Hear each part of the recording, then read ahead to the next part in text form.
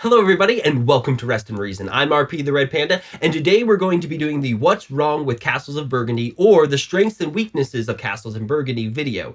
I also will be giving some hints later in the video on how to win Castles of Burgundy, and this is all based on some of the problems, so stay tuned for that. And remember, this isn't supposed to be a pride trip for me or an ego trip for me. This is supposed to be a fun exercise in thinking through what the game does well, what it does badly, so that we all can give games a big do better so we can have more fun. Now, let's get straight into where this game lies on the control triangle. So this game is aiming for right around here in the Eurogame German board game Borderland.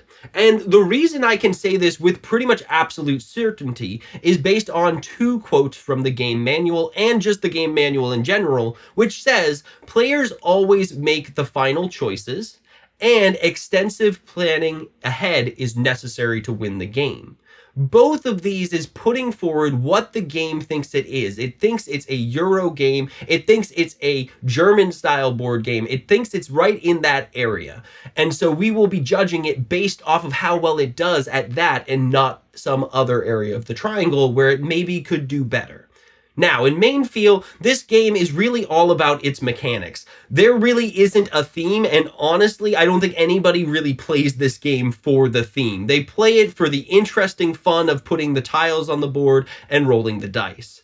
So that brings us to the main mechanic, which is action dice. Action dice are a very simple and interesting mechanic where you roll the dice and those two dice allow you to do actions based on the number on the die. Now, this game does have some luck mitigation, but we'll talk about that later down in the sections on what's good and bad about the game.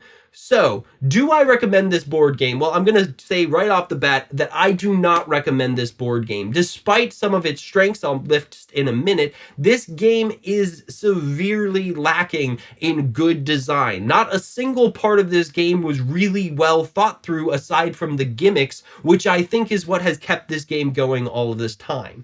And that's why I don't even give it a bronze recliner. But let's get into its strength before I really go into detail on why I think this game fails so much. First off, the strength is innovation. This game gets a 3 out of 3 in innovation. This game is a game I've never seen another one quite like it, except for Castles of Tuscany, which was designed by the same guy, and therefore obviously has his fingerprints all over it. But aside from that game, this is a very unique experience, and I think it's ultimately why this game has stayed so prominent for so long. It all comes down to people seeing this and going, wow, this is unique. I can't think of anything else that does this. I want to keep it. And I think if there was a game competing against it, this game would quickly fall apart. And here's why. So now that we've gone over the strengths, let's look at the weaknesses for this game. First off, the balance is a 0 out of 2, and this gives us the way to win this game, because ultimately the way to win games like this that say they're strategic in German is actually to figure out how imbalanced they are and go for the things where they're not balanced. Go for the things that are really good in the game and just spam it. Hit that button over and over and avoid all the other nonsense that's just distracting new players or people who aren't used to the game. So first off, go small early. Aim for those single tile places because they are the most efficient points in the entire game. You spend so little to make them, and then you get so much if you do them early that it is literally better efficiency-wise than completing the biggest sized thing at the end of the game.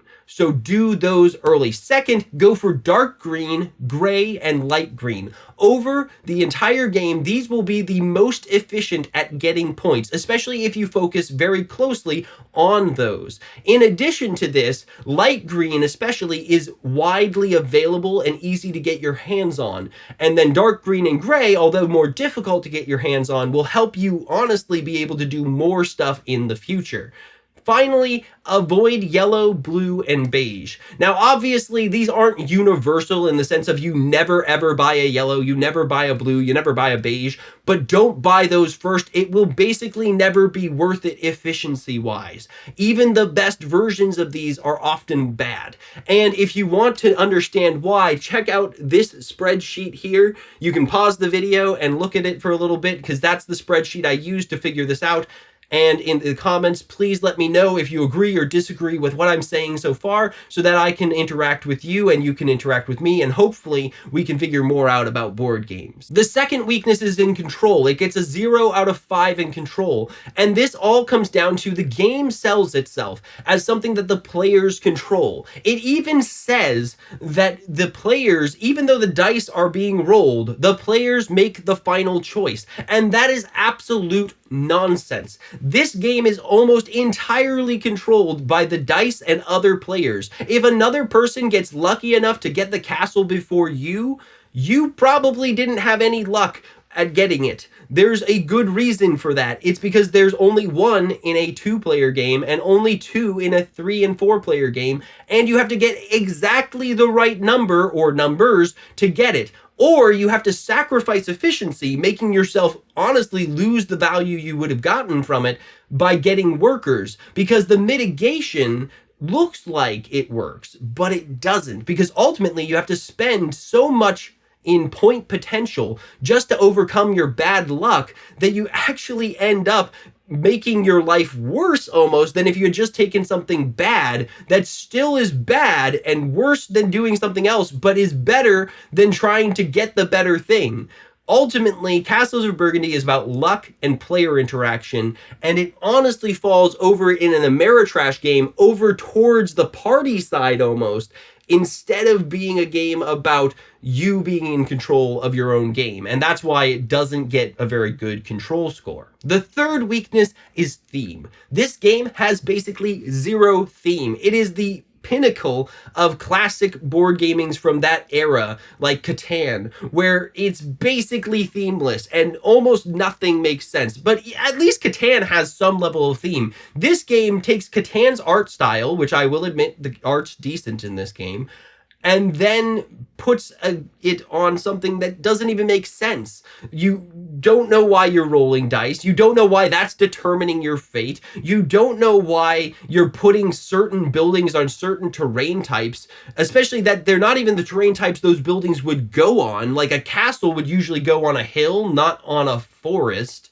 And you wouldn't normally put cities on a swamp. I mean, sometimes they have. They definitely have done that, but that's not usually like you're looking around for a swamp to put a city on. It just doesn't make logical sense why you're doing anything in the game, and it's because the designer was worried about the gimmick and not about the game.